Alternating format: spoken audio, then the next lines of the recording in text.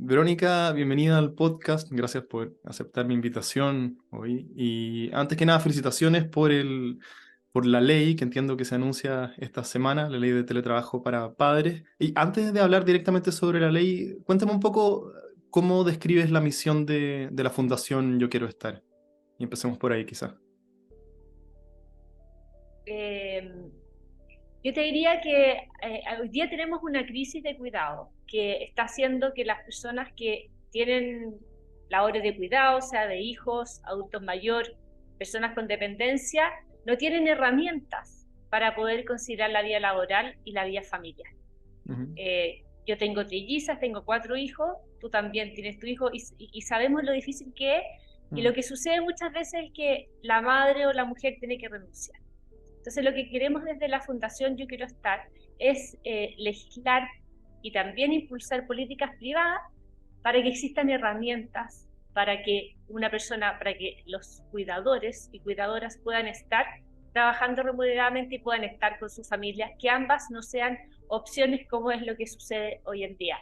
Para poner el contexto, nosotros hicimos un estudio, una encuesta, y muestra que el 40% de las personas que contestan que son cuidadores hace uso de licencias médicas, Mm. de vacaciones y de permisos administrativos para poder cuidar. Entonces al final tienes este vacío que hay hoy día que te crea que estás ocupando herramientas que no son hechas para el cuidado, como son las vacaciones, los permisos administrativos, las licencias médicas, que probablemente son por otras razones, digamos, son más bien no tienen que ver con el cuidado del hijo, porque en Chile no tenemos licencia para cuidar un hijo enfermo mayor de 1 año. Mm. Entonces, te diría que nosotros nacimos súper orgánicamente, muy poco estructuradamente. Partí yo hace un año, en enero del 2022, hace un año, 5 meses más o menos, visibilizando la realidad de los cuidadores, y de a poco se fue armando un equipo que voluntariamente se fue sumando a través de las redes sociales, y hoy día somos un equipo de 15 personas, un comité ejecutivo de 6 personas, donde hay abogadas, psiquiatras, emprendedores, hay hombres también, ingeniero informático. Entonces, diría que eso es la razón por la cual nos hemos ido formando, y a diferencia de la mayoría de las otras organizaciones, no es que nosotros nos juntamos y dijimos, ya, hagamos esto, queremos ser una fundación, esto es nuestro objetivo, sino que la realidad nos fue juntando y finalmente decidimos, en el equipo más afianzado, tener personalidad jurídica. Mm. Y esta, la ley de teletrabajo para padres, es el primer gran logro de la Fundación. ¿Y de qué se trata a grueso modo esta ley? Claro, entonces dentro de ese, de que cuando nos fuimos juntando, cuando fueron llegando, porque como te decía, todo fue muy orgánico, nada fue estructurado de arriba para abajo, todo fue de abajo para arriba, que fue siempre como Mm. yo pensé que fuese, pero nunca no tenía en mi cabeza en ese minuto cómo se iba a dar, pero uno, o sea, aquí iba a experimentar, ¿cierto? Y lo que nos repetían mucho, mucho, mucho a través de las redes sociales era Ujú. que hoy día existe el derecho al teletrabajo para cuidadores, tanto en el sector público como por el sector privado, pero dentro de la alerta sanitaria. Lo que nosotros nos pedían es, se va a terminar la alerta sanitaria. Esto partió el año pasado, la primera alerta sanitaria se vencía a fines de septiembre. Entonces ya como en julio muchas voces empezaron a decir, se vence la alerta sanitaria, voy a tener que renunciar, ¿qué es lo que hago? Porque pierdo este derecho. Entonces Mm. ahí empezamos fuertemente a juntarnos con diputados, senadores, con parlamentarios, y empezamos a tomar la causa de esto, porque además la mayoría de las personas que son parte del equipo y que son parte también de los que van a ser fundadores de la fundación, son personas que se ven muy beneficiadas por el teletrabajo. Entonces fue natural, y como te digo, muy orgánico, que empezáramos a tocar las puertas de la autoridad, y de repente se dio en el fondo esta como, llegó Pedro, que es emprendedor, que es hombre, y dijo, yo soy hombre, yo quiero ser parte de esta ley y quiero ser parte de este movimiento. Pero nosotros nos llamábamos Arriba Más Chile, porque estamos focalizados en la realidad de las bases.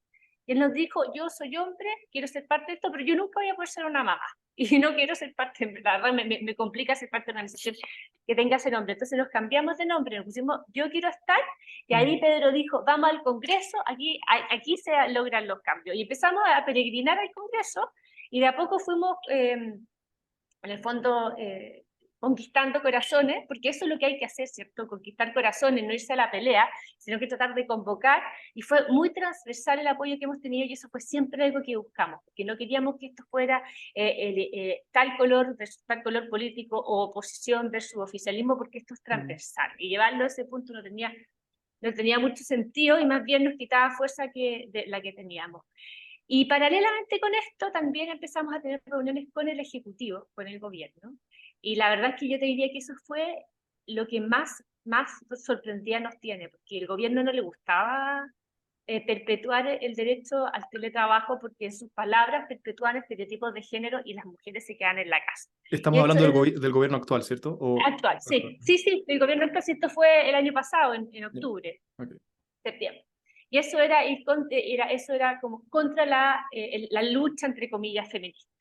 Ajá. Pero de nuevo, como te digo, yo persuadiendo y convocando, fuimos a todas las instancias que nos invitaron, nos reunimos con el subsecretario, nos reunimos con la encargada de transversalización de género, la subsecretaría del Trabajo, que es la Daniela López, que fue clave, porque ella se sentó y nosotros fuimos con la Jackie, que es psicóloga, con la Fran, que es abogada, y a llevar todos los argumentos sobre la mesa, el fondo de por qué esto era importante, no solo para los cuidadores, como una herramienta de conciliación de trabajo y familia, sino que también para las familias. ¿Cuál es el efecto de que los papás, las mamás, los cuidadores estaban ausentes hoy día en la crianza de su familia, de sus familias, las diferentes estructuras?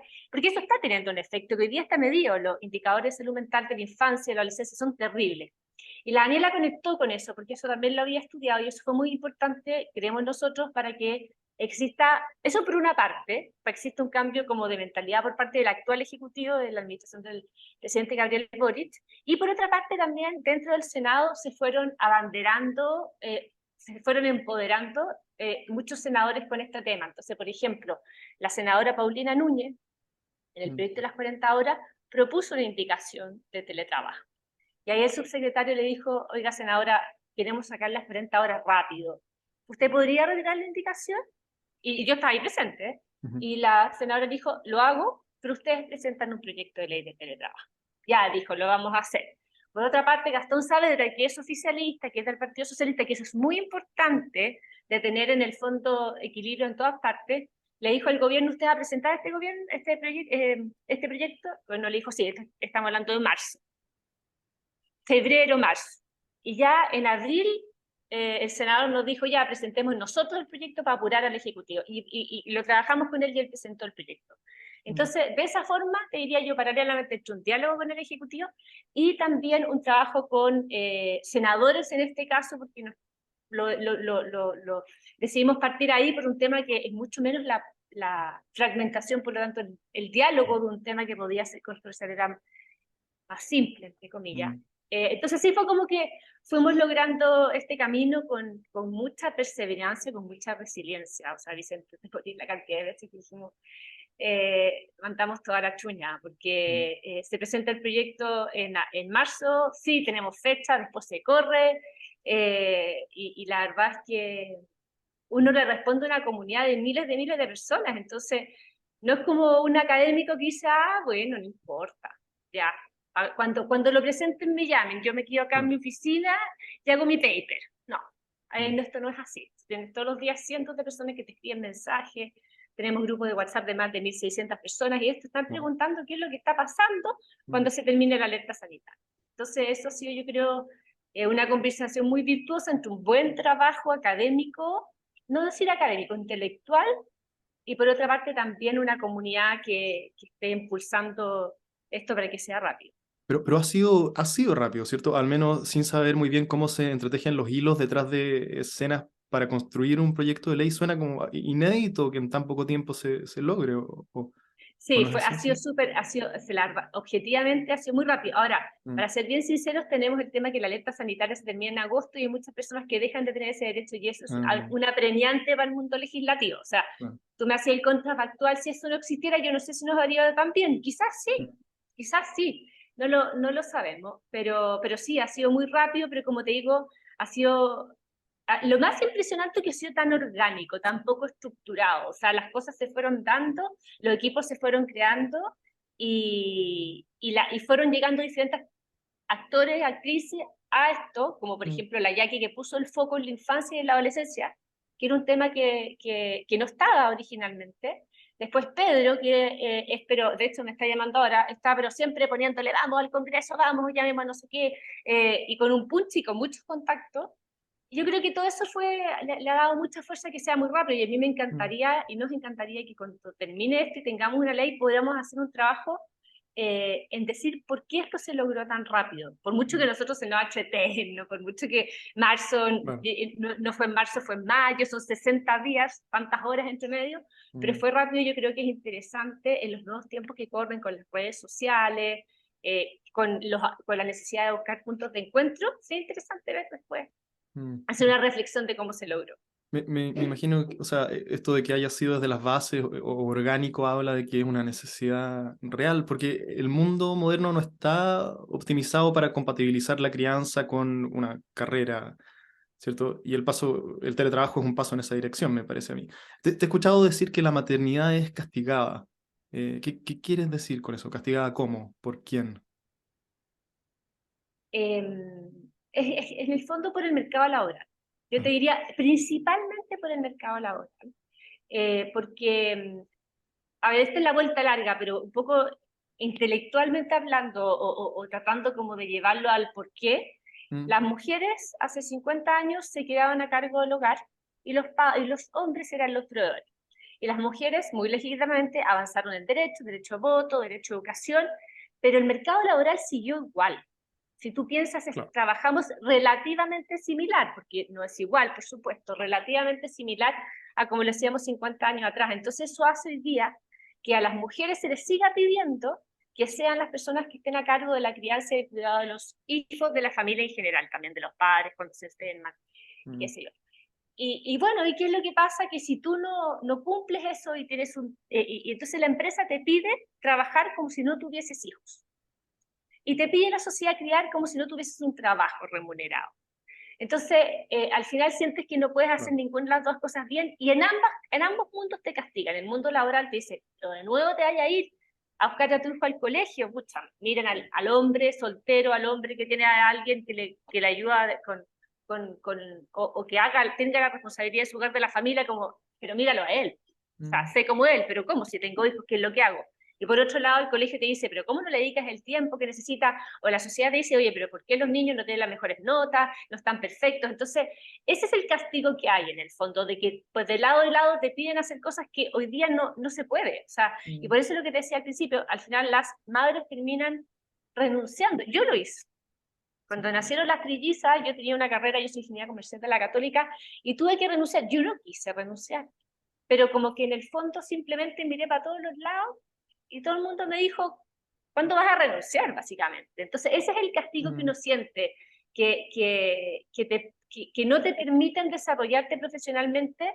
Te pregunté, dicen, no, si tú estudias una buena carrera, tú vas a llegar lejos con tu esfuerzo, con tu mérito, y por otro lado te dicen, sí, tienes una familia, el núcleo de la sociedad, pero hacer las dos cosas hoy día es muy difícil, y sobre todo muy difícil para las personas que no tienen red de apoyo, pues eso mm, es lo típico, porque tú podrías externalizar esto, pero incluso personas que tienen red de apoyo, que pueden tener recursos, dicen, yo no quiero externalizar la crianza en mi familia. Yo no quiero que todo el día otra persona o un colegio o una sala cuna sea la que vean a mi hijo cuando le sale un diente, cuando está caminando, para que para claro. poder conocerlo. Entonces, eso es un poco lo que yo veo, lo que vemos, y ese castigo a la maternidad se siente muy fuerte, en especial en las personas que trabajan en la empresa. Mm, mm. Parte del problema aquí, me pregunto, o te pregunto a ti, si no es como lo invisible que es lo demandante de la crianza. Por lo menos a mí me pasó que yo no tenía idea, ¿cierto?, en qué me estaba metiendo antes de verme sumergido en una avalancha de pañales, ¿cierto?, y mudas. Algo intuía, pero no me imaginaba cómo iba a ser. ¿Hay algo en esto en que la mayoría de las personas no pueden empatizar con la carga de estrés y de tiempo y energía, ¿cierto? Y recursos en todas las dimensiones que requiere ser un padre o madre presente y responsable? Ay, Absolutamente, o sea, un poco el castigo a la maternidad tiene que ver con eso, con la poca valoración de lo que es el cuidado, de lo que es la crianza. Cuando tú dices, no, que voy a buscar a mi hijo al colegio o tengo que llevarlo al psicólogo, mira, mm, hay miles de ejemplos, miles de situaciones, algunas que son claro. estructurales, que son de todos los días, y otras que son más bien puntuales, pues se te enferma o tienes que llevarlo a algún lugar, para algún tipo de atención. Y claro, eso no es valorado. Y yo eso lo sentí mucho. Yo creo que hoy día los hombres como tú también lo están sintiendo, lo difícil que es. Porque por lo menos con mi pareja, él se demoró varios años en empezar a tomar estas responsabilidades de cuidado. Y es un trabajo tan importante, tan difícil, que, ¿cómo ponerlo en términos amables? No es un trabajo reconfortante inmediato, por ponerle un adjetivo. O sea, yo cuando los niños eran chicos, yo de verdad estaba agotada. Yo lo único que quería era que me sacaran de este mundo. O sea, no es que no quisiese, quería tener hijos, pero como tú dices, era muy lejos de lo que yo creía que iba a hacer. Tú dices, voy a ser mamá. Yo tuve, o sea, nosotros tuvimos 4 años de tratamiento, gastamos millones de pesos para tener una familia, pero llegó un punto que decía, no, esta no es la vida que yo quería. No es la vida que yo me proyectaba, lo difícil que es. Oye, si realmente cuando uno va al supermercado y los niños dejan la crema, todas las caras que te ponen. Y uno es como, pucha, perdona, pero sabes que tengo que hacer las compras y tengo a mis niños, no los puedo meter en un freezer, te fijáis, los tengo que traer. Y yo me acuerdo que ocupaba recursos desesperados, o sea, como yo era amiga de los guardas del supermercado y cada vez que llegábamos le decía al guardia, por favor, dile a los niños que te lo voy a llevar preso, así que no se portan bien, porque ya no sabía qué más hacer. Y bueno, en fin, yo creo que estoy totalmente de acuerdo con lo que tú estás diciendo y creo que todas estas cuentas que se están creando son muy importantes porque además están dando información importante, o sea, no solamente valorarlo, sino que también entender el rol. ¿Qué es lo que dice la ciencia que son los roles de una crianza presente y respetuosa? El problema es que eso choca con la realidad. Eso choca con la realidad. Como tú tienes esta crianza que todos queremos tener, pero a la vez llegas al mercado laboral, al trabajo y te dicen, no, ¿usted quiere ser crianza respetuosa? No, no. Aquí queremos 24/7 camiseteado y presente. Esa es la realidad. Claro, ahí la coparentalidad tiene algo por decir, pero quiero dejar eso para un poco después. Déjame sobre lo que estáis mencionando. Yo hablé acá también hace algunos meses con la Josefina Escobar, que es una investigadora de la Adolfo Ibáñez, que no sé si ella acuñó el término burnout parental, pero algo tiene que ver con investigación de esto. Y me acuerdo que lo que decía es que este es un tipo de estrés, el de la paternidad o maternidad, distinto al burnout laboral, ¿cierto? O por otros factores estresantes de la vida, porque no hay no hay escapatoria, ¿cierto? Si el trabajo te agobia, tú puedes renunciar.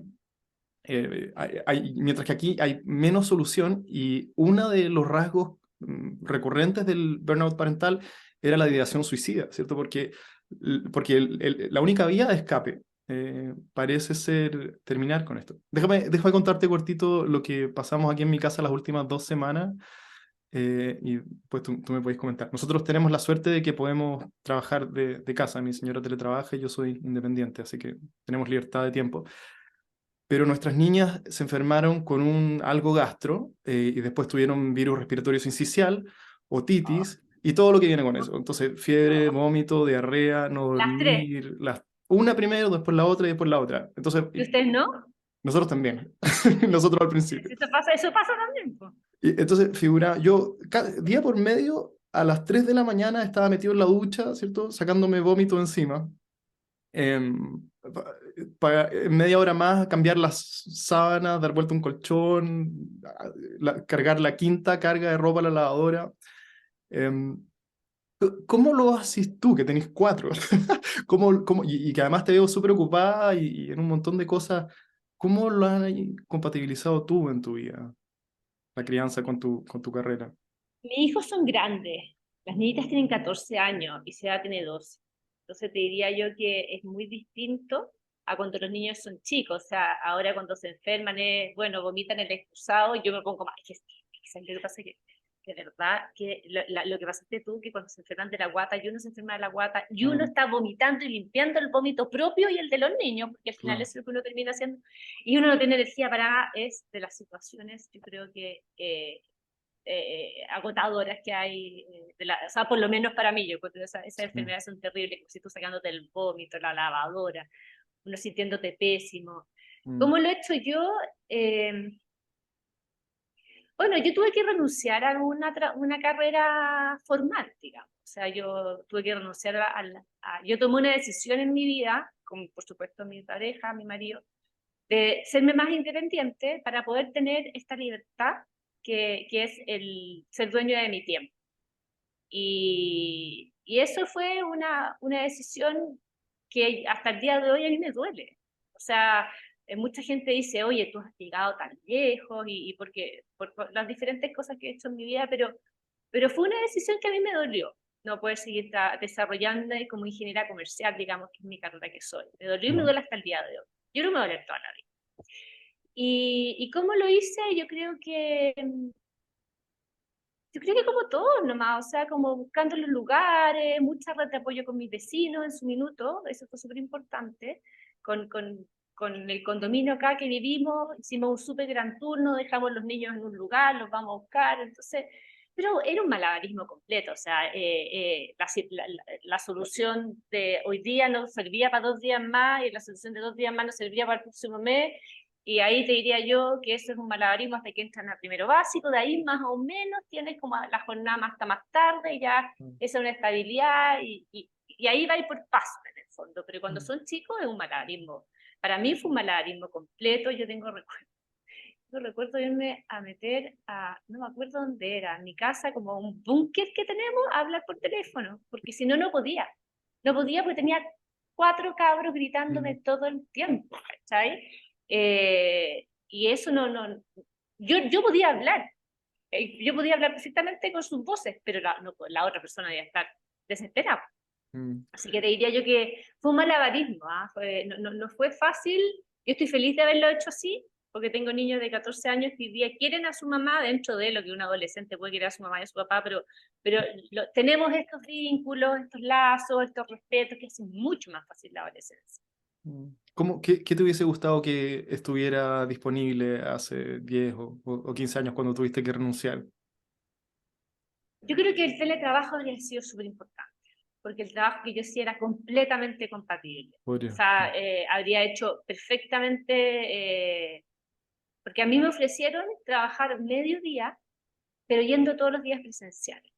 Ajá. Y la verdad es que yo no podía asegurar ir todos los días presencial, porque como te digo, era el maravalismo, tenías una persona que te ayudaba, que se iba, piense que eran trillizas, o sea, nadie se quería Ajá. quedar mucho tiempo. Entonces un día mi suegra podía, otro día mi mamá podía, entonces yo no podía decir que yo tenía la estabilidad de ir todos los días presencial. Si yo hubiese tenido medio día telemático yendo presencial, por ejemplo, un día a la semana, que ese día uno siempre puede coordinar a alguien, yo creo que se habría podido, porque no fue, porque la empresa quería que yo siguiera trabajando y yo quería seguir trabajando, pero no encontramos el cómo. Y yo creo que ahí el teletrabajo habría sido un cómo súper importante. Si yo pienso en nuestro caso, mi señora por suerte coincidió la alerta sanitaria con que las gemelas son chicas, entonces puede teletrabajar, pero si no hubiese habido pandemia, hubiese tenido que renunciar o no me imagino alguna otra solución. Estuve viendo algunas de las críticas más frecuentes que te aparecen en tus redes, también en las noticias relacionadas en Internet, que no escasean, son hartas y algunas con mucha rabia. No sé por qué tanta, pero te quiero leer algunas y tú puedes responder lo que imagino que ya te sabes de memoria. Muchas personas dicen que el teletrabajo disminuye la productividad. No sé en base a qué, pero muchas personas parecen creer esto, que la gente va a sacar la vuelta si trabaja de la casa. ¿Qué le respondes a ellos? Mira, yo creo que el desafío, a ver, yo las críticas en general, más que contraargumentarlas, me gustaría como incorporarlas dentro del análisis, ¿ya? Yo creo que existen personas que flojean, teleflojean, ya sea en el lugar de trabajo o en donde sea que estén en su casa o donde elijan teletrabajar o hacer una jornada de día. Creo que es un riesgo real que las personas se aprovechen digo entre comillas, y quiero llevarlo a la excepción, no a la norma, pero no quiero por eso decir que no existe. Que esa persona, por ejemplo, como nadie la está mirando y todo, se dedican a hacer otra cosa. Eso puede existir. Entonces, ¿cómo avanzamos para crear instrumentos que midan el trabajo por la productividad y no por la presencialidad? ¿Qué es lo que sucede hoy día?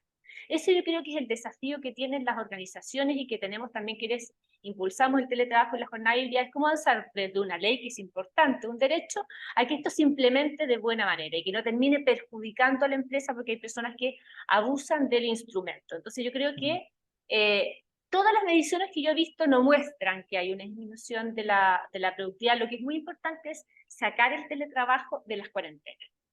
Cuando había en cuarentena y estábamos todos encerrados, los colegios estaban cerrados, no había ninguna red de apoyo de ningún tipo, en esos momentos sí, probablemente disminuyó la productividad o aumentó el estrés de los cuidadores, porque simplemente el día le faltaban horas al día. Pero si nosotros sacamos la cuarentena y hablamos de la vida normal, digamos, yo no he visto estudios que muestren que el teletrabajo se disminuye la productividad, pero sí creo que es importante avanzar en instrumentos para que esto se pueda medir, porque lo que no se mide no se puede gestionar. Mm, mm. Otra crítica o comentario común es gente que parece muy resentida, de nuevo, bueno, es internet, entonces es un poco esperable, pero gente con mucha cierto, rabia en su tono, que parecen resentir que no aplique a ellos este beneficio. Pero ¿qué pasa con aquellos trabajos que no son compatibles con el teletrabajo? Atención al público, aseo, cajera, ¿cierto? Profesionales de la salud, qué sé yo. Em, le respondes a ese grupo de gente? Mira, si bien hay muchas personas que tienen esa crítica, hay muchas personas que trabajan en trabajos no compatibles con el teletrabajo que igual dicen, a mí no me sirve, pero no por eso no lo voy a apoyar. Yo creo que yo siempre saco el tema de que todas las familias de mi papá viven a Australia. Yo he viajado antes que nacieran los niños y con las niñitas también un par de veces. Viajaba mucho a Australia y me quedaba a alojar en Australia con mi familia. Y tú veías que había una cohesión social en donde decía todos somos parte de un mismo país. Que a mí me vaya bien es importante, pero para que el país le vaya bien, le tiene que ir bien a todos. A los que me caen bien, a los que me caen mal, a los flojos, a todos. Y así han llegado a ciertos consensos, como por ejemplo la pensión que tienen todas las personas que se pensionan, pueden no haber trabajado nada y haber sido unos flojos, pero igual, como pacto social, dicen nosotros vamos a pagar impuestos para que tengas una muy buena pensión, creo que son $1000. ¿Ah? Entonces, yo creo que es una mentalidad para que el país le vaya bien, a todos nos tiene que ir bien. Y por lo tanto, si hay algo que beneficie a un grupo importante de la sociedad, lo tenemos que apoyar. Además, creo que no podemos decir que el teletrabajo es la solución, es una opción. Entonces, esas otras personas que muy legítimamente, con rabia, pero súper legítimo, te dicen, bueno, pero ¿qué voy a hacer yo? Yo también tengo un hijo, yo también tengo hijos con TEA, yo también tengo un papá enfermo. Bueno, yo creo que también como sociedad tenemos que decir, bueno, ¿qué soluciones podemos? Pero soluciones reales y de nuevo, te digo yo, de abajo para arriba. Porque se escucha, por ejemplo, la sala con universal. Está bien, es importante, pero soluciona el problema por 2 años. ¿Qué pasa de ahí en adelante? Entonces, creo que es muy importante que también nos hagamos esas preguntas y en esta solución busquemos diferentes opciones y no dejemos a nadie fuera, porque tampoco es la idea. Mm.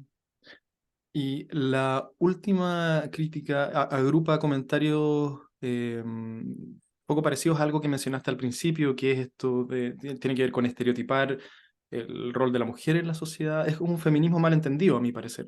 Tiene que ver con eso, que dice que medidas como estas van a favorecer la contratación de hombres por sobre mujeres. Em, ¿Qué le responderías a este grupo de gente? Mira, esa es una crítica que se hace bastante y que de hecho los últimos días la he conversado mucho con representantes de empresas y todo. Y yo creo que efectivamente pudiese pasar que las empresas digan, bueno, ¿a quién contrato? A mí me gusta presencial porque yo estoy acostumbrado, ¿ya a quién contrato? Ya, contrato a Vicente, que tiene 3 hijas y que le gusta el teletrabajo, a tu señora, que no sé cómo se llama, ¿cómo se llama tu señora? Valentina. Ya, o la Valentina, que ya. O contrato a una persona, un hombre que dice que no quiere tener hijos porque no tiene útero, así que yo estoy seguro que no va a tener hijos. Entonces, sí, voy a contratar al hombre. Eso puede ser una realidad, pero hablaría muy mal de nuestra sociedad, creo yo. Si esa fuese la actitud, porque uno debería pensar como empresa, bueno, yo quiero contratar a la mejor persona, al mejor talento. Ya, la Valentina es el mejor talento, yo creo que la mejor persona, bueno, ¿cómo nos adaptamos ambos para que ella pueda en el fondo, entrar de una buena manera a la empresa sin tener que abandonar a su familia. Entonces yo creo que por ahí debería ser el camino, ¿cierto? Porque si queremos mejor atraer al mejor talento, yo no digo que lo que están diciendo no vaya a suceder, puede suceder, va a depender de todos los actores involucrados en esta realidad. O sea, el teletrabajo llegó para quedarse. Yo creo que todos los actores, las empresas, la sociedad civil, todos tienen que tomar la decisión si van a contribuir al cambio cultural utilizando herramientas que no solamente beneficien el bienestar de las personas, de las familias, sino que también el progreso del país, o van a querer que algo cambie, porque todos quieren contratar más mujeres, todos quieren los hechos, digamos, o van a querer esos cambios si sigue todo igual. Yo creo que esa es la pregunta que tienen que hacerse las empresas y las directivas y los procesos de selección. ¿Ah? Porque puede ser, o sea, es un riesgo real, pero, pero entonces, ¿qué hacemos? O sea, ¿qué hacemos para que los niños no sigan teniendo esta crisis de salud mental que están teniendo en Chile, los adolescentes no tengan esta realidad, porque que las mujeres no sigan saliendo al mercado laboral, que los hombres culturalmente no se les permita, los hombres no tienen derechos parentales en nuestro país, muy poquito. Entonces, si queremos que todo siga igual y que las cosas cambien, a mí no me cuadra, no me cuadra. Y encuentro que sería una decisión poco estratégica por parte de la empresa. Y ahí es la invitación a las empresas a decir, oye, únanse al cambio cultural que necesitamos para que exista corresponsabilidad, para que haya mayor jornada híbrida, para que se trabaje con diferentes modalidades de trabajo y exista una real conciliación de trabajo. Hay algo que es central aquí a todo esto, que lo he mencionado un par de veces, pero que pocas veces se trae a la superficie de forma explícita, a no ser que uno busque el contenido. Que así como lo invisible de la demanda de la crianza, es también lo invisible de la importancia para el niño, ¿cierto? Para el bebé, la guagua y el infante, la relación de apego con sus cuidadores. Pero y esto, bueno, en parte no se habla porque los niños chicos no saben hablar, entonces no hay nadie que hable por ellos, pero tampoco lo veo mucho en cuando se argumenta por el teletrabajo y en que tanto de nuestra neurosis, ¿cierto? Y de nuestro bagaje y de nuestras dificultades como adultos tiene que ver con relaciones poco sanas de nuestra más temprana infancia. ¿Por qué te hace sentido esto que te estoy diciendo? Que no es parte, no ocupa suficientes metraje de la conversación pública. ¿Y qué hacer para que esté más ahí? Oye, Vicente, es nuestra constante cabezazo contra la pared. Como te decía, nosotros tenemos un equipo multidisciplinario y ahí está la Jacqueline Dutch, que ha trabajado con Felipe Lecalenieri, que ella está acá por ese tema, por sus estudios. Ella es una psicóloga clínica experta en infancia y en adolescencia, y ella dice, nadie se preocupa de los niños, de los cabros, ella dice, en el fondo. Y cada vez, por ejemplo, que hemos ido al Congreso a exponer, y la Jackie le decimos, ya Jackie habla, porfa, en 2 minutos, la pobre en verdad se esfuerza un montón por hacer un relato, oye, todos los parlamentarios agarran sus teléfonos, hagan así. No es tema. La verdad es que no es tema. ¿Por qué no es tema? Yo no, la verdad es que no lo sé, Vicente.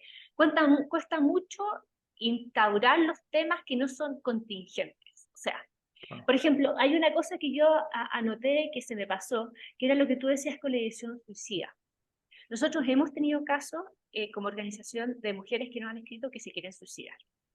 No solamente por el teletrabajo, sino por todo, como tú muy bien contaba la Josefina, toda esta realidad, todo este burnout parental que no ya como que no logro nada más y me han escrito, estoy en mi pieza, me quiero morir, me quiero matar y tengo a mi hija afuera. O sea, nosotros hemos tenido esa realidad.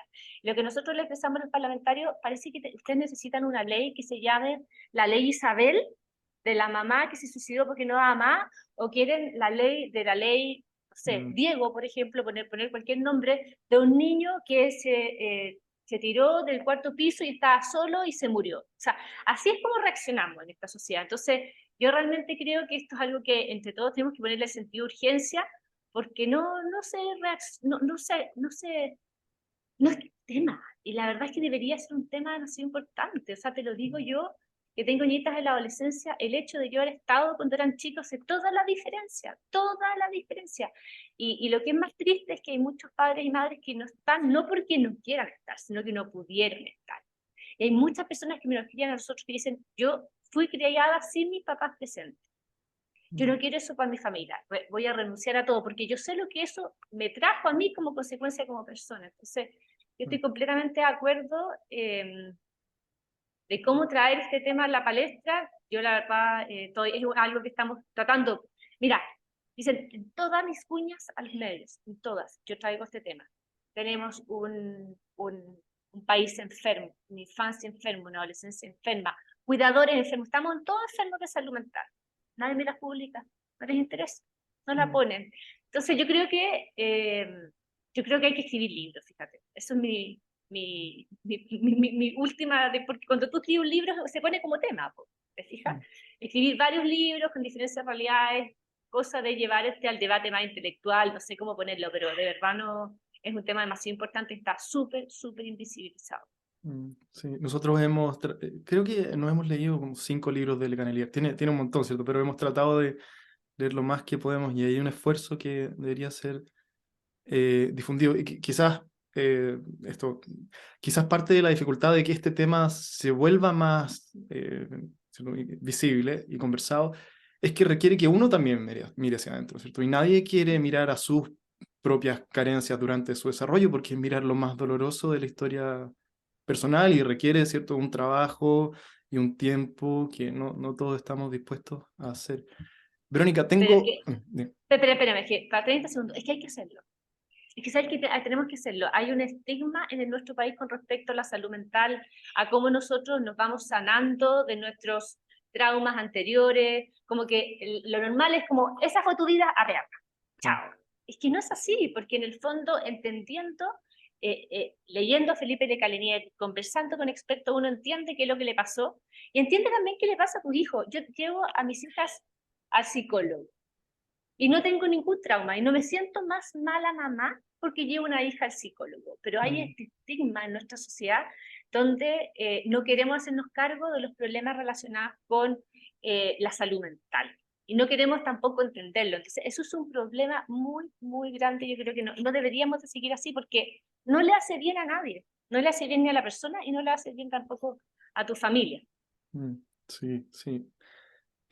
Para ir cerrando, tengo algunas preguntas que me llegaron por Instagram para ti. Una que se repitió varias veces es si es que la ley del teletrabajo va a aplicar al sector público. Esa es una muy buena pregunta. Nosotros estamos haciendo todo para que sea así, ¿ya? Las conversaciones que hemos tenido con el Ejecutivo, no hay respuesta. Es tibia la respuesta. Ah, Pero nosotros tenemos a todos desde el día uno, hemos hecho todo el trabajo con los parlamentarios para que incluya el sector público y el sector privado, porque la verdad es que en este tema no debería haber un distingo. O sea, las familias del sector público y sector privado merecen igualdad y derechos. Así que ojalá, o sea, digo, ojalá, haremos todo lo que esté en nuestro alcance para que incorpore el sector. ¿eso se sabe ahora cuando se anuncia o todavía El no? viernes vamos a ver. Ah, el viernes El marzo. viernes, ahora, si el viernes se llegara a decir que no incorpora el sector público, eso no quita que el debate legislativo se pueda incorporar Ujú. a través de indicaciones por parte de parlamentarios. Eso se podría subsanar, digamos. Ojalá no tenga que ser así, pero eso se podría subsanar. Preguntaron si es que van a haber multas a las empresas que no cumplan con el beneficio una vez que sea ley o cómo se va a Mira, controlar. la ley no la tenemos. No la, hemos, no, la ley la tienen bajo 4 llaves. Entonces lo que sabemos es lo que ha salido en la prensa y cómo controlar que efectivamente se ejerza el teletrabajo va a ser un debate que vamos a tener que estar, así que el llamado es que todos que estén mirando expectantes, porque ahí Ujú. lo que te dijo de abajo para arriba, ¿cierto? Porque ahí Mm, es cuando te salen los problemas del día a día. Ya, yo tengo este derecho, pero ¿qué pasa si mi jefe dice que las funciones no son compatibles? Y yo sé que sí lo son, pero él dice que no me la niega. ¿Qué pasa si es que la dirección del trabajo, que ha pasado, dice que la empresa tiene que implementarlo y la empresa no lo hace? ujú. Entonces, y también por otra parte, ¿cómo lo hacemos para que mujeres o hombres, lo que sea, que mal usen la herramienta, no contaminen la herramienta? O sea, tiene Claro. cierto, por todos lados está, y por supuesto que nunca vas a poder hacer todo a través de una ley. Va a ser importante el trabajo de la implementación de la herramienta del teletrabajo. Para nosotros es una herramienta de trabajo. ¿Ah? Es un derecho, pero también es una herramienta de trabajo. Mm. Otras preguntas relacionadas un poco con consejos de vida. ¿Qué le dirías a alguien que está pensando en tener o no tener hijos porque le parece incompatible con continuar su carrera? Alguien, yo sé quién hizo esta pregunta, es alguien joven eh, que está ahí, en la quemada. Uf, eh, es muy complicado porque si es mujer, las Mujer. mujeres, las mujeres cuando posponemos la maternidad después de los 30, ya tenemos un problema en términos biológicos, o sea, los óvulos no son de tan buena calidad, y a partir de los 35 ya empiezas con problemas del embarazo, ¿cierto? Entonces, es una decisión que no es inocua, digamos, y por eso se están congelando tantos óvulos, las mujeres están congelando muchos óvulos por esto. Mira, me encantaría saber quién es la persona para hablar directamente con ella, porque hay muchos antecedentes que hay que saber, es una decisión muy delicada. A mí yo volvería a tener a los hijos de nuevo, sabiendo todo lo que sé, lo volvería a hacer. Volvería a hacer todos los mismos sacrificios, pagar los mismos millones, todo nuevo. Porque a mí siempre fue parte de mi proyecto de vida y era lo principal. Mm. Pero no todo el mundo es así, no todas las realidades lo pueden hacer, entonces yo creo que es muy personal, pero ojalá que no se, si es parte de tu proyecto de vida, pues ojalá que se pueda hacer. Pero yo entiendo la idiotía y te digo, me encantaría poder conversar personalmente con esa persona. Mm. Y, Vale, más íntimamente, digamos, los mm. sentimientos que uno siente. Sí, no me gustaría a mí estar en los zapatos de una mujer acercándose a los 35 y con ese dilema en la cabeza y la presión social más la presión autoimpuesta, no debe ser algo cómodo con lo que lidiar. Pero mira, nosotros dentro del equipo tenemos a la Romina, que a los 30 años y en pandemia, no me acuerdo exactamente qué edad tenía la verdad, porque uno ya no se pregunta mucho la edad en esta, pero ella tenía alrededor de 30 años y ella en pandemia decidió que quería ser mamá y se hizo una fertilización in vitro y compró, Ah, tiene un nombre biológico que no se me olvida, pero con espermio donado, fue todo ajá. comprado. Y ella quería ser mamá y lo decidió. Ahora, que le ha costado, por supuesto, pero ella está feliz con su decisión. Entonces yo creo que de repente hay que hacer la meditación interna y decir, bueno, ¿qué es Mm, lo que yo estoy, qué es lo que yo quiero en el fondo? mm. Porque después posponerlo es complicado y todo esto de la congelación de óvulos y todo el tema, yo no sé cómo es, en verdad, la verdad, no Mm. sé qué tan efectiva puede ser. Se me ocurre una pregunta aquí que no tiene que ver con lo que estamos hablando, pero quizá es más difícil, pero es algo que veo en internet harto, que es si es que un proyecto de vida sin hijos puede ser tan satisfactorio como uno con, para una proporción de la población significativa, ¿cierto? Siempre van a haber casos de personas para quienes una vida sin formar familia me imagino que puede ser satisfactoria y de autorrealización y todo lo demás que queremos de nuestra vida. Pero parece que hay un mito o una historia que avanza cada vez más que dice que la decisión es casi que indiferente, ¿cierto? Que no es central a una vida humana bien vivida. No sé si te llega ese tipo de narrativa a ti y qué opinas al respecto. Sobre todo pensando en mujeres más que en hombres, creo. Mira, yo tengo 3 hijas de 14 años y no quieren tener hijos. Pero tienen Todos 14 años. quieren, claro, ya sé, pero yo a los 14 años quería tener hijos. Ajá. ¿Cachai? O sea, eso te muestra como una cultura donde tú desde chica, además que imagínate yo que mi vida la he dedicado a esto, entonces como la incoherencia máxima, pero Mm, ya te muestra que en el aire se respira como un antagonismo con yo querer ser libre, por ponerle, para llevarlo al extremo, y poder tener claro. yo creo que eso siempre va a ser una decisión legítima. Yo, o sea, conozco personas hace 100 años que la tomaron. El tema es que realmente sea su decisión. O sea, que realmente sea una decisión libre. Si al final yo la tomo porque quiero tener una carrera profesional, si al final yo la tomo porque tuve una mala experiencia con mis padres. En fin, yo creo que el ambiente está muy adverso y ojalá, lo ideal sería que no siga así, porque también cómo subsisten las naciones, digamos, los pueblos, Mm, las personas, si es que no nacen familias, o sea, hay un problema súper de fondo y que, bueno, trae todo tipo de consecuencias, como que hoy día estamos con mucho más personas viejas que jóvenes y eso te mm, trae una desbalanza que trae problemas. Entonces yo creo que una pregunta súper profunda, yo creo que vale la pena pensarla y a eso me refiero con los libros de reflexiones de personas que digan, yo no sé si quiera tener hijos, o yo sí, porque a mí me dicen bastante, si yo pudiera resolver el tiempo, no tendría mis hijos. Y yo creo que es una reflexión brutal, mm, brutal. ¿Cómo será lo castigada que te has sentido de querer no tener los hijos o de llegar a suicidarte por no sentirte capaz de cumplir con ese rol. Entonces,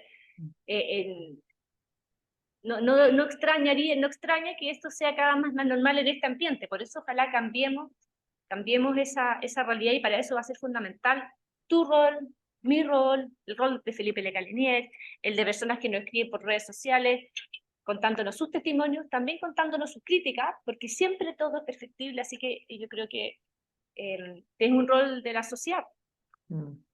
Sí, es una pregunta se respondía en distintos niveles, pero también pienso que lo más significativo de la vida necesariamente tiene que ser también dentro de lo más difícil de la vida, si no, no tendría mucho sentido, ¿cierto? O sea, absolutamente, por eso te digo, tú me preguntáis a mí, Verónica Campino, yo volvería a hacer todo lo que hice, porque la persona que soy hoy es gracias a la experiencia de vida que tuve en parte por tener tantos niños, por querer Mm. levantarme cuando estaba en el suelo. Yo en un momento en mi vida, siempre cuento y la gente se ríe, no se ríe la verdad, pero como que dicen, ¿será tan cierto? Yo era un ratón, o sea, cuando los niños eran chicos yo no hablaba. Yo no era la mujer así que va al Congreso, no, para nada. No me atrevía a hablar, no me atrevía a decir nada porque contra que yo no servía, no sabía para qué yo servía. Sentía que hacía todo mal, estaba cansada todo el tiempo, estaba en el suelo y llegaban mis compañeras de universidad, me decían, tú prometías tanto en la universidad, tía, quedaste en la casa, oye, pero peínate un poquito mejor porque la pinta con que estáis. Entonces, como que yo me sentía que estaba en el suelo así como tapándome, como mientras me llegaban los golpes. Y me empequecía aún más, aún más, aún más. Y de repente me decidí parar yo sola pensando en mis niños, digo. Pero es difícil, Mm, mm. es difícil. Bueno, el último comentario que tenía son agradecimientos que llegaron a ti, agradecimientos por tu inmensa labor, puso alguien, y otros en esa misma línea. Así que me sumo yo también a esas gracias, Verónica, porque me hace todo el sentido del mundo lo que estáis haciendo, por todo lo que hemos hablado y otros motivos. Así que nada, gracias por tu tiempo también hoy día y voy a estar atento al anuncio de la ley. Sí, pues estén atentos, hagan sus preguntas, si nos quieren acompañar al Congreso, si quieren transmitir, no sé, algún tipo de cosa, porque esto es un proyecto y ojalá que hayan otros donde todos somos importantes, donde todos somos, como quien diría, los padres o las madres de esta criatura, digamos. Todos tenemos algo que decir. Aquí no es el proyecto del Avero, porque yo creo que así es como se desvirtúan los proyectos de su título original, cuando se personalizan. Entonces yo me personalizo la ley Vero. Entonces la ley Vero es la que le gusta la Vero pone el check, pero deja atrás a todo el resto de la sociedad. Y por eso me importan tanto que sean los cambios de abajo para arriba y que sean transversales. Para nosotros ha sido muy importante tener un equipo multidisciplinario, donde la Jackie siempre saca a los niños, donde la Fran saca siempre la legislación, en el fondo donde todos sacamos nuestras experiencias de vida, donde todos tenemos identidades políticas distintas, pero hemos tratado de llegar a los acuerdos, que al final de eso se trata, y yo realmente creo que no hay nada más inerte a la bondad del ser humano que su familia. O sea, cuando tú estás pensando en tus hijos, en los niños, en las próximas generaciones, cuando yo miro a mis niños, por mucho que hay veces que uno quiere, en verdad, como meter al freezer un rato, ¿sabes? Más que un Puedo rato. tener, sí, puedo así como tener, así como por lo menos 2 horas de silencio. Ujú. Por mucho que eso pase, yo creo que saca lo mejor, en el fondo saca lo mejor de las personas y eso, y todo el mundo conecta con esto de alguna u otra forma, incluso si no tuvieses hijos. Así que yo creo que eso ojalá que si podamos seguir avanzando y como te digo, todos aquí son importantes, nadie sobra, tú Vicente, te agradezco un montón por el espacio de reflexión, por las preguntas, por las cómodas, por las incómodas, digamos, porque el debate es súper importante, porque nosotros no nos podemos encerrar en lo que nosotros creemos que es correcto, tenemos que Mm. conversarlo, sensibilizarlo y incorporar a todos quienes se quieran sentir parte de un país distinto, de un país... y te digo que una de las principales razones que yo creo que nos ha ido bien es que tenemos, como dice un amigo, un séquito, así como un batallón de personas que escriben por redes sociales, que Ujú. le escriben a los parlamentarios, que le escriben al Ejecutivo. Entonces, yo me acuerdo que una vez la Paulina Núñez me contó que se había encontrado con la ministra del Trabajo y le ha dicho, mira, ministra, ¿cuándo usted se va a poner responsable por mi promesa que dijo mi proyecto de ese minuto se llama flexibilidad laboral? Ujú. Oye, Me dijo, me tienen etiquetado para todos lados, me tienen etiquetado, como que no sé cómo para que se calle ese mundo. Bueno, presente el proyecto, dijo la Paulina. Entonces, esas voces sí se escuchan. Muchas veces que uno cree que no, pero sí importan. Y yo creo que este gobierno, con sus luces y sus sombras, compañero para mal, sí es un gobierno que le importa la opinión de las personas y que lee los comentarios y se toman el tiempo. Así que gracias a ti por la entrevista, mucha suerte con tus hijas, llegarán tiempos mejores, verás, llegará el día donde no estén enfermas todos los días, Sí, sí, pero que los inviernos no serán unos sacrificios, sí. pero bueno, Se pasa el estás, olor a vómito en algún minuto. es que soy el control de todo. Además que El no olor. se va a veces con una lavada, a veces no es suficiente. Y queda como que, yo no sé si psicológicamente queda pegado Eso, con un olor oliendo a todas partes. me he preguntado lo mismo esta última semana, si es que está en mi nariz o está en el mundo allá afuera o en mi mente, ¿dónde está el olor? Yo creo que las dos partes, yo creo que quedan tu trauma. Y también a mí me pasa que cada vez que un niño vomita, yo me siento mal de la guata. Al Ah, tiro creo que me contagie. Pero es obviamente que se ríen y después se me pasa, digamos, sí. pero es parte de, pues. Vendrán tiempos y habrán otros desafíos, pues, pero los otros desafíos, y esto es súper importante, cuando tengáis, y te vas a acordar de mí, 10 años después, 10 o 11 años después, cuando tengáis niñitas grandes, adolescentes, que no quieren nada contigo, que no te quieren, que es cambiante, tú te vas a acordar de haber estado con ellas. Y dijiste, escucha, menos mal que me di este tiempo. Menos mal que con la Valentina era cierto, tu Sí, señora, sí, sí. intencionamos este esfuerzo. Pucha que costó, pucha que olimos mal, que ganas de haber contratado a alguien, digamos, para que se haga cargo de todo esto, pero qué bueno que no lo hicimos, porque ellos siempre se van a acordar de ustedes como quienes estuvieron en los buenos y sobre todo en los malos momentos. Quienes están contigo en los malos momentos son las personas que uno nunca olvida. Bueno, parece un buen lugar para cerrar ahí, Verónica. Mil gracias por el Sí. tiempo de nuevo. Voy a dejar tus redes sociales y todo aquí para quien quiera saber más. Ya, Vicente, un abrazo para ti y para tu familia y tus hijas también ahí. Hola, soy Vicente Villela. Si este contenido te resulta interesante, suscríbete a mi canal para recibir notificaciones cuando tenga nuevo contenido por compartir. Y si me quieres ayudar, todos los apoyos en difusión son agradecidos. Compartir en redes sociales o recomendaciones a amigos me ayudan más de lo que te imaginarías. Una vez más, gracias por tu tiempo y hasta la próxima.